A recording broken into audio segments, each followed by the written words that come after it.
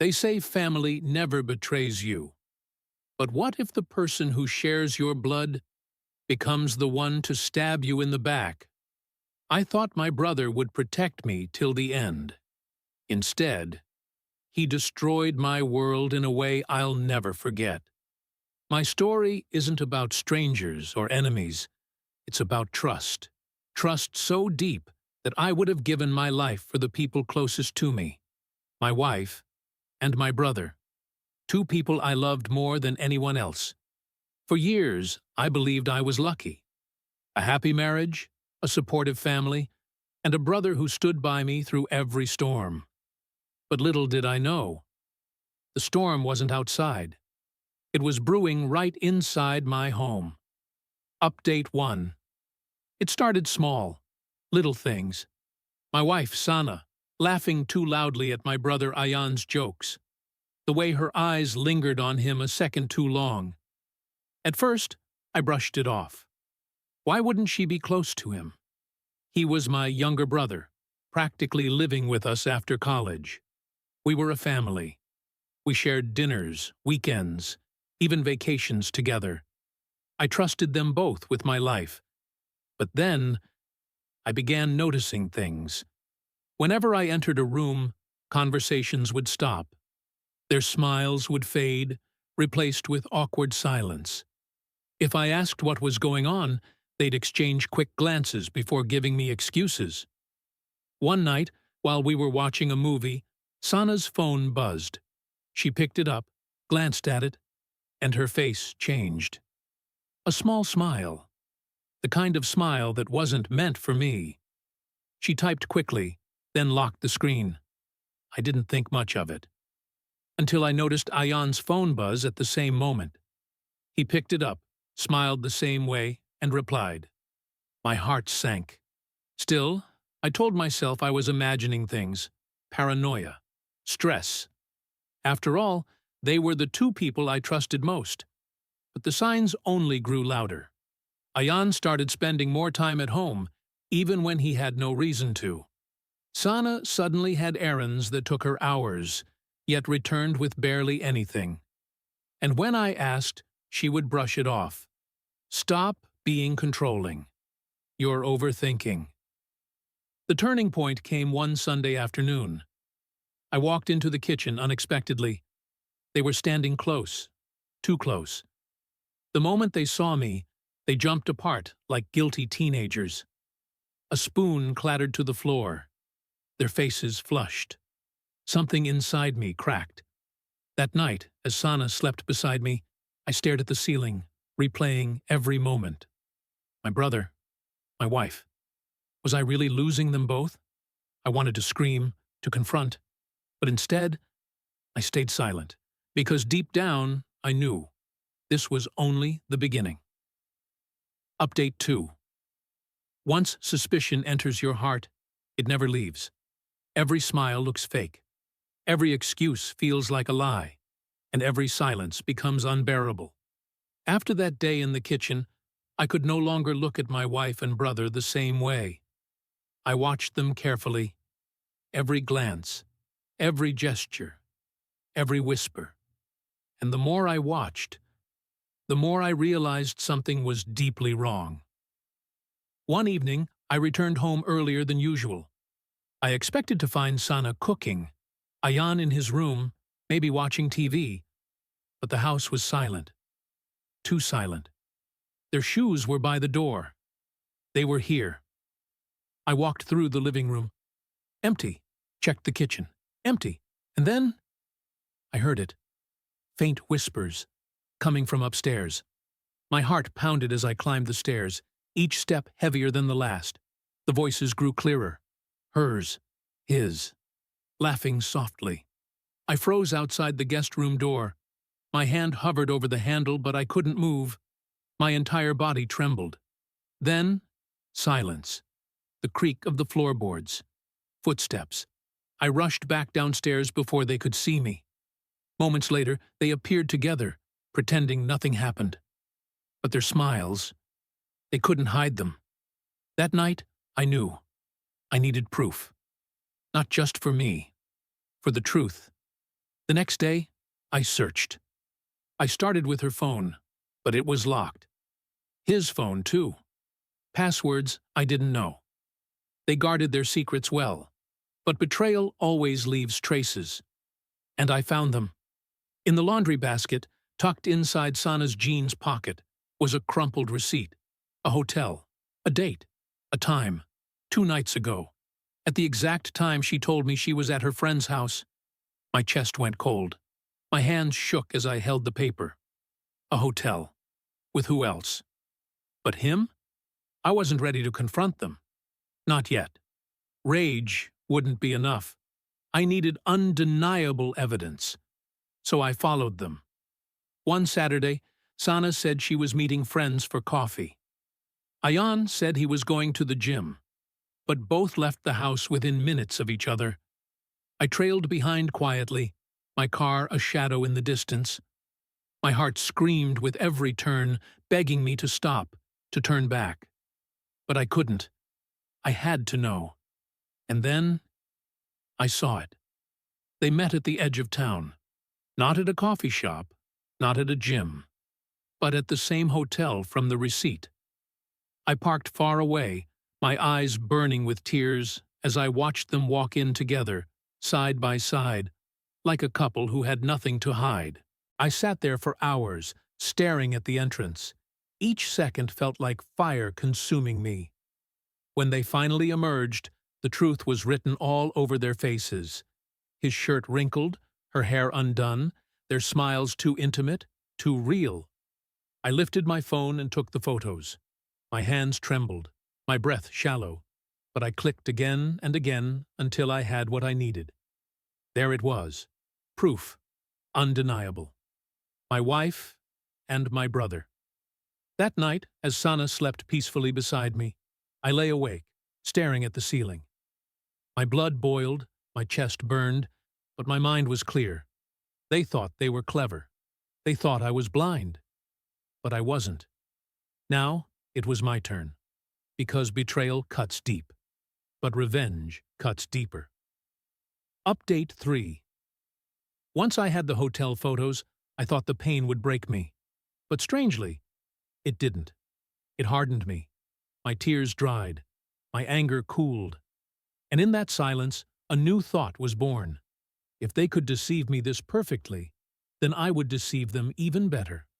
I decided not to confront them. Not yet. Let them believe they were winning. Let them believe I was still blind.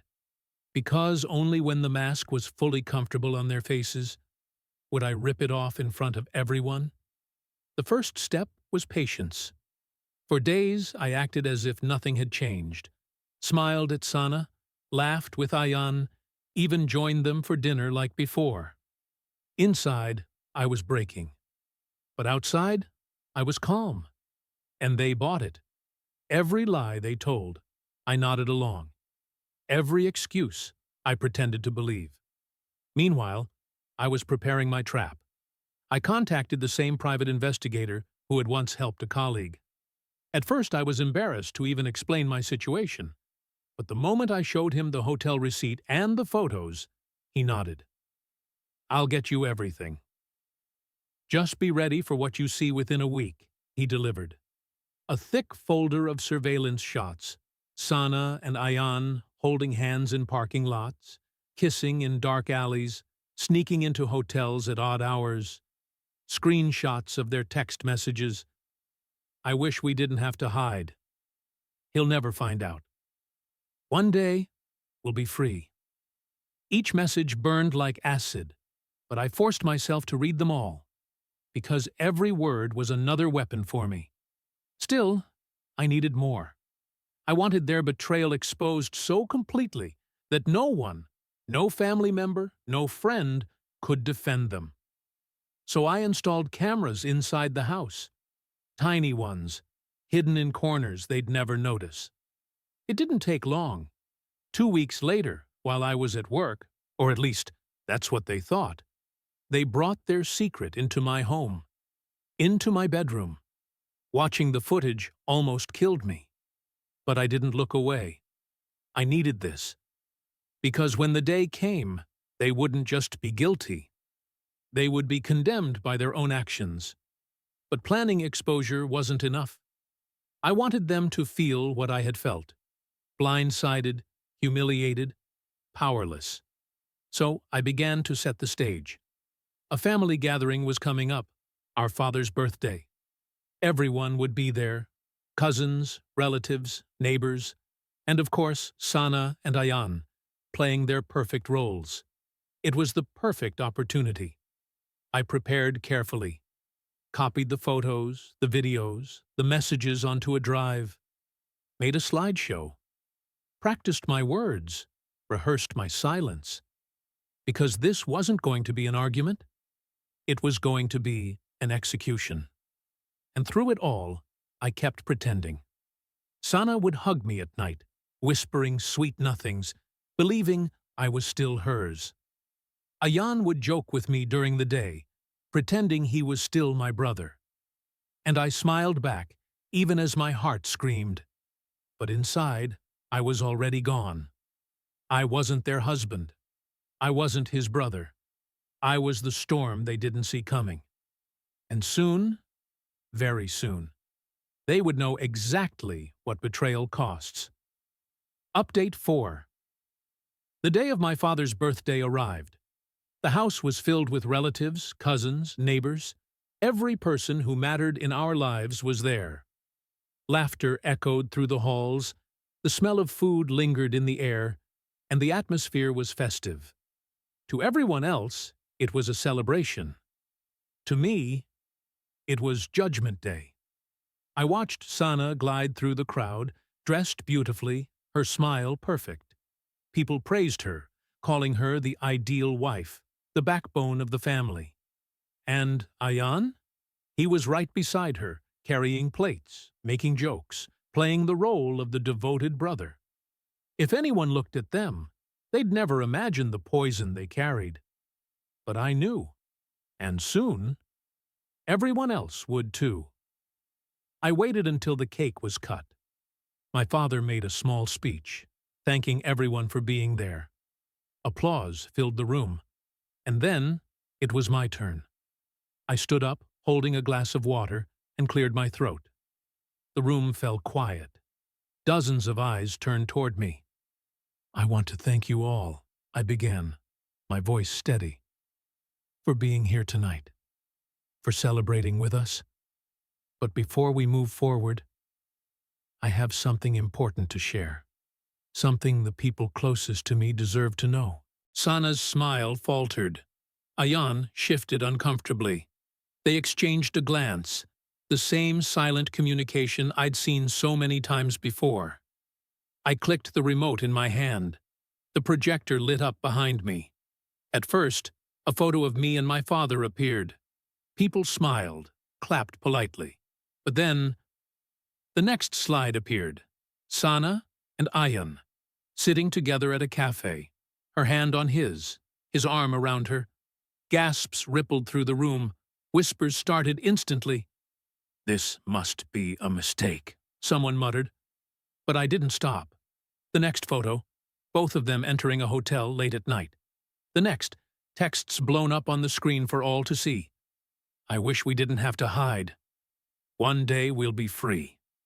The room fell silent, dead silent. My father's face drained of color. My mother covered her mouth with her hands. Relatives stared, wide-eyed, unable to look away. And Sana? She froze, her face pale, her lips trembling. Ayan tried to speak, but no words came out. I pressed again. Video footage appeared, grainy, black and white, from the hidden cameras. My wife and my brother, in my bedroom, laughing, kissing, destroying everything sacred. The silence turned into chaos, gasps, shouts, curses. People stood up, some pointing, others shaking their heads in disbelief. My father slammed his fist on the table. My mother sobbed quietly in the corner. Sana dropped to her knees, tears streaming down her face. "Please, it's not what it looks like," she cried, her voice breaking. But her words drowned under the weight of the evidence. Ayan, pale and sweating, finally spoke. "Brother, please, listen." But I cut him off with one sentence. "You are not my brother anymore." The words sliced through the room like a blade. He flinched, as if struck. I looked at Sana, her mascara running, her body trembling. "And you," I said, my voice cold, "were my wife. But tonight, everyone sees what you really are." She reached for me, begging, sobbing, but I stepped back. For years, I had given them love, loyalty, trust, and in return, they had given me betrayal. But tonight, the masks were gone. I turned to the guests, my voice calm but sharp. "This is the truth I've carried in silence. And now, it belongs to all of you. Judge them for what they are." I dropped the remote on the table and walked toward the door. Behind me, chaos erupted. Sana's cries, Ayan's desperate pleas, relatives shouting in disgust. But I didn't turn back. Not once. Because sometimes the greatest revenge isn't in screaming. It's in showing the truth and leaving them to drown in it. Update 5. When I walked out of that house, I didn't feel victorious. I didn't feel proud. I felt empty. Because betrayal doesn't just break your heart. It kills something inside you. Behind me, chaos continued. I could hear Sana sobbing, screaming my name. I could hear Ayan trying to justify himself, begging for forgiveness. But I didn't stop. I didn't turn back. Because the moment I exposed them, I realized nothing they could ever say would matter again. The following days were a storm. Word spread quickly.